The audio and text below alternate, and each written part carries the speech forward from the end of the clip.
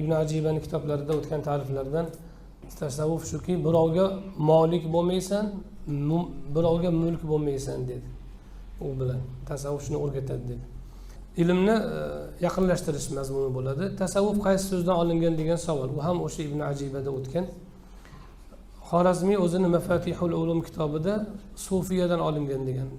Sufiya bu yunoncha so'z, hikmat degani. Sufiyadan olingan degan, lekin buni ulamolar rad qilgan. Chunki sufiyadan arab tiliga ta'rif qilingan so'z sin bilan bo'lgan. Falsafa shundan, sin bilan, sod bilan emas. Bu sod bilan. O'sha ibn Ajibani ham aytgan ta'riflari sufdan olingan, yungdan olingan. Nimaga desa, o'sha zohid kishilar boshida, zohid kishilar o'zlarini hayot maishiy farovonlikdan to'sish uchun dag'al kiyimlar kiyishgan. Va sahoba ikromlarga o'xshash uchun sahoba ikromlar dag'al kiyim kiyishgan. O'shaning uchun safda turganda buni yonlari, yon yelkalari yirtilgan. Bir-birlariga yopishib turganda. Nimaga dag'al kiyim bir-biriga nafis bo'lmagandan keyin tez chiriydi u, tez yeyiladi. O'shaning uchun yonlari oson yirtilgan. O'zi uzoq kiyganlari ham bo'lgan. Oysha roziyallohu anhoni hadislari bor. Rasulullohning ashablari o'zlarini ishni o'zi qilar edi, xodimlari bo'lmas edi, terlab ketishardi. Jumaga kelganda ba'zilaridan qo'yni hidi kelardi degan. O'sha junli kiyim kiygandan. Terlaydi, terlaganida jun, yung namlanadi, shundan hidlanadi. Shundan payg'ambarimiz alayhisolatu vassalom har juma yuvinishni buyurganlar deganlar.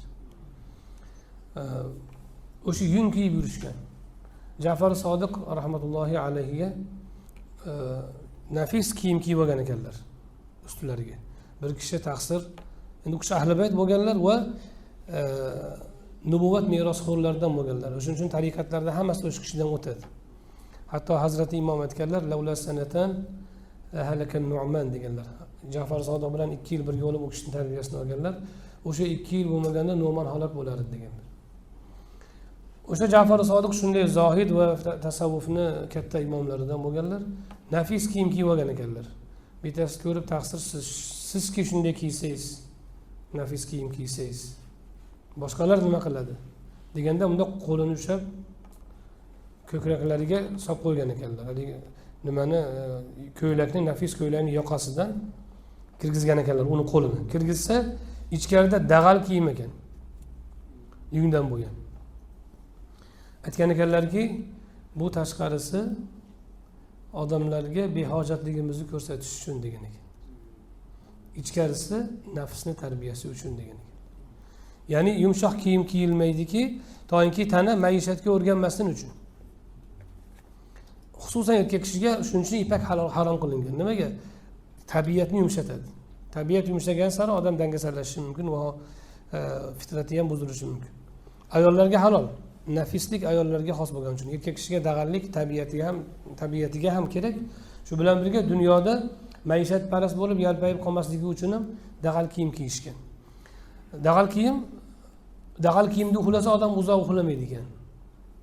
U shuning uchun ham kerak ekan.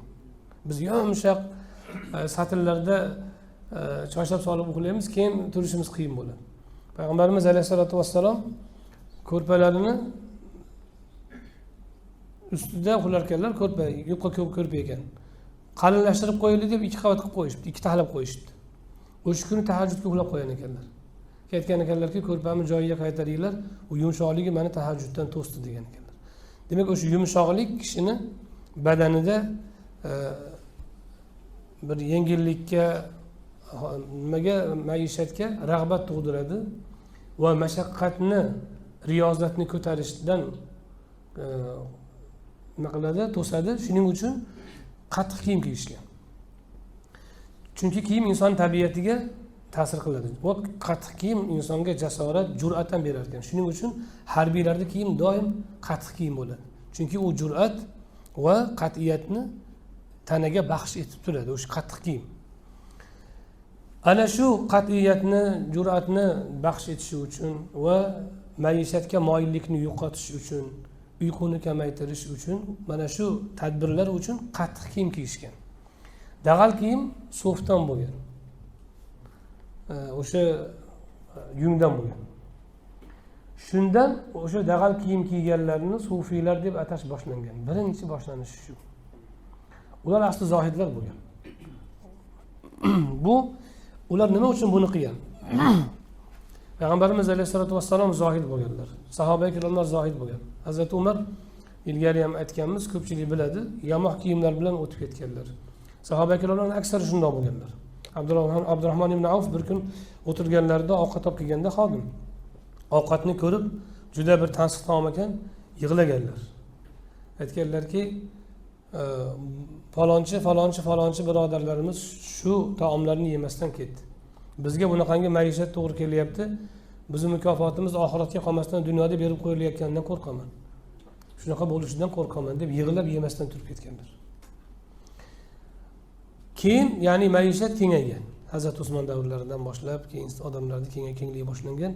Oradan bir asr o'tib, yarim asr o'tib, boshqa madaniyatlar ham kirib kelib, kishilarda dinga amal sahobalarning, tobiinlarning davridagi daraja qolmagan. O'sha zohidlik, o'sha haqiqiy islomiy odobni va haqiqiy ibodat yo'lini saqlab qolish uchun zohidlar ularning kiyimlarini kiyib, o'shalardagi haligi tang hayotni o'zlariga ixtiyor qilishgan. Atay ixtiyor qilishgan. Bo'lsa ham berib olib, o'zidan yo'qotib olib, shunday qilishgan. Va mujtahidlarimiz ham shunday bo'lgan o'zi. Imom Ahmadga amir sovg'a yuborsa olmar ekan. Amirga shikoyat qilishibdiki, sovg'angizni olmaydi Imom Ahmad desa, u olib nima qiladi? Bitta qatiq kulchadan boshqa narsa yemasa bir kunda degan. O'shundan boshqa narsa yemaganlar. Imom Buxoriy ham shunaqa qilganlar. Ana shu salafi solihlarni, sahoba-i kirom, tobiin, tabi'a tobiinlarni, asli sahoba-i kiromlarni tarbiyalarini ushlab qolish uchun, dinning mohiyati bilan ushlab qolish uchun, dunyodan oxiratni ustun qo'yishni doimo ildam surish uchun o'zlarini o'shalarning hayotidagi sharoitda saqlashga uringanlar. O'sha nuqtai nazardan shunday kiyimlar kiyishgan. Tanani chiniqtirish va o'sha zohidlik hayotini saqlash uchun. Bular ayni salafi solihlar, sahobalarning hayotini saqlab qo'ygan kishilar bo'lgan. Keyin shularni boshqalardan ajratish uchun bizda haligi mana sallaliklar deb qo'yadi, uzun ko'ylaklar deb qo'yadi, sufiylar deb nomlab qolingan keyin. O'sha sufdan bo'lgan kiyimlarni saqlab qolganlar uchun. Bu eng rojih gap shu deyishadi. Keyin tasavvufa shu sufiydan kelib chiqqan. Sufilashdi degan so'z.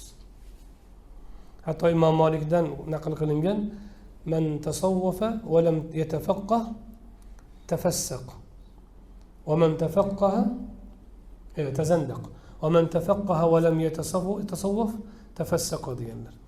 Kim sufi bo'lsa-yu, fiqhni o'rganmasa, zindiq bo'ladi oxiri. Dindan chiqib ketib qoladi. Kim fiqhni o'rgansa-yu, sufi bo'lmasa, unda fosiq bo'lib qoladi. Mana shu gapda tasavvufa so'zi bor. Demak, Imom Malikning davrida shu istiloh kirgan bo'lgan. Shuning uchun birinchi ma'noda bu so'zni, ya'ni tasavvuf so'zining kelib chiqishi, sufiylik so'zining kelib chiqishi mana shunday